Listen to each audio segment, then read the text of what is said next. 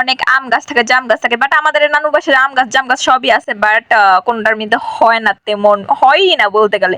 কিন্তু পেয়ারা গাছ আছে, পেয়ারা গাছের মধ্যে যা পেয়ারা হয় তা আমরা খাইতে পারি না, পাখি খায়, পাখি অর্ধেক অর্ধেক করে খাইয়া ফালায় দেয়, পোকে খায়, নষ্ট হয়। পরে মাইসেরে দিতে হয়, মাইসেরও খুঁজে পাওয়া যায় না যে কারে দিব, কে আরে হাতবো, কে বলবে যে না আমি খাই না, ওরকম বাহানা করবে। তারপর চেষ্টা করি যে আত্মীয় স্বজনদের দেওয়ার জন্য। তো কিন্তু এখন পেয়ারা, অটালা পেয়ারা, যেই পেয়ারা মনে করেন খাইয়া ফুরাইতে পারি না। অনেকগুলা গাছ আছে, 3-4টা গাছ মাশাআল্লাহ দিলে পেয়ারা আগে আরো হইতো, বাট এখন একটু কম হয়, তাও অনেক। আমরা এতজন মানুষ পেয়ারা খাই, পেয়ারা আর কত খাওয়া যায়, এটা তো আম না যে অনেক খাইলাম, খাইয়া সারাদিনই খেতে থাকলাম। পেয়ারা সারাদিন খাওয়া যায় না, আপনি একদিনে 2-3টা খাইতে পারবেন, এর বেশি তো আর খাওয়া যায় না। পেয়ারা অত বেশি খাইলেও শরীরের জন্য ভালো না।